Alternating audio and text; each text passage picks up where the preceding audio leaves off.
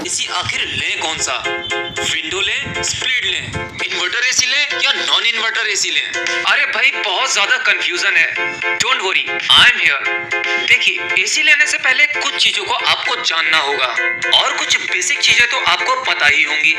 जैसे हर जगह के लिए आप विंडो एसी नहीं ले सकते। अगर आपके पास में विंडो एसी के लिए स्पेस है, यानी आपके रूम में विंडो है जो बाहर की तरफ को खुलती हो, तो आपके लिए विंडो एसी अच्छा है, क्योंकि विंडो एसी की एक खास बात यह है कि वो कूलिंग भी जल्दी करता है। दूसरी बात आती है कि 1 टन का लें, 1.5 टन का लें या फिर 2 टन का लें। देखिए भाई, इतना बेसिक्स तो आपको पता ही होगा। जैसे एग्जांपल के लिए मान लीजिए आपका रूम 8x10 या 10x10 का है, तो इसके लिए 1 टन का एसी काफी होगा। लेकिन अगर आपका रूम 10x15 का हो, यानी 100 square foot by 150 square feet, तो इसके लिए आपको 1.5 टन का एसी लेना होगा। एनीवे, ये सब तो बेसिक है, इतना तो आप जानते ही होंगे। लेकिन मेन कंफ्यूजन तो ये है कि भाई एसी लें कौन सा? देखिए, आजकल एसीज में काफी ज्यादा कॉम्प्लिकेशन हो गई है भाई। 2 star, 3 star, 4 star, 5 star, inverter, non inverter, आपको पावर सेविंग भी करनी है। एसी का प्राइस भी बजट में होना चाहिए। देखिए, आप सोचते हैं कि आप स्मार्ट हो और आप ऐसा एसी खरीदेंगे कि जिसमें बिजली का खर्चा बहुत कम होगा, तो भैया कंपनी आपसे ज्यादा स्मार्ट है। वो इस तरह के एसीज के पैसे पहले ही आपसे फालतू ले लेते हैं, यानी जितना आप बिजली में बचाओगे उतना आप पहले ही एसी खरीदते समय उन्हें दे दोगे। चलिए थोड़ा आसान करते हैं, सिंपल है। देखिए, अगर आप 5 स्टार इन्वर्टर एसी लेते हैं तो नो डाउट इसमें आपको एक फायदा मिल जाता है, वो है आपकी इलेक्ट्रिसिटी का बिल। ये काफी कम हो जाता है। काफी कम से मतलब ये मत समझना कि बहुत ज्यादा कम हो जाता है, मुश्किल से 20% तक का फर्क आता है। लेकिन वही 5 स्टार इन्वर्टर एसी की कीमत तकरीबन 40,000 रुपए से ज्यादा ही होती है। बात करते हैं दूसरे एसी की, जो कि नॉन इन्वर्टर है।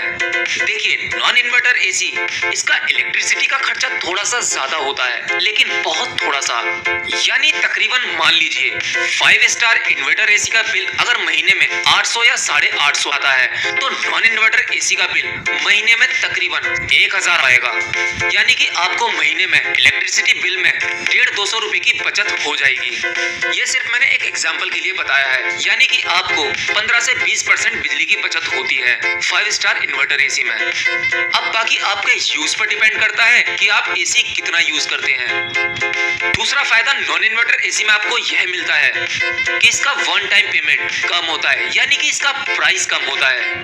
ये आपको 30 से 35,000 रुपए तक के प्राइस में मिल जाते हैं। तो भाई यहाँ पर एक बात तो क्लियर हो जाती है, 5 स्टार इन्वर्टर एसी बिजली का बिल कम आता है तकरीबन 15 से 20%, और वही 3 स्टार नॉन इन्वर्टर एसी की बात करें तो वही इसका 15 से 20% बिल ज्यादा आता है।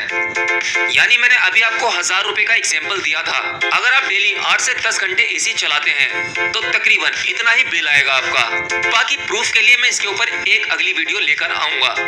सिंपल है, बहुत ज्यादा बचत नहीं होने वाली है इलेक्ट्रिसिटी में। 150, 200, 250 रुपए आप बचा लोगे, इससे ज्यादा नहीं। तो एक बात यहाँ पर क्लियर हो जाती है। अब होती है कि भाई ठीक है, हम एसी कौन सा लें? भाई मेरे हिसाब से मेरा एक्सपीरियंस कहता है, अगर आप एसी बहुत ज्यादा यूज करते हो, दिन और रात दोनों समय एसी ऑन रहता है, तो ऐसे में मेरी सलाह होगी आप 5 स्टार इन्वर्टर एसी लें, क्योंकि आप एसी खरीदते समय जो पेमेंट दोगे वो आपको स्टार्टिंग में ज्यादा लग सकती है, लेकिन लॉन्ग टर्म के लिए आप इलेक्ट्रिसिटी बिल में वो पैसे बचा लोगे।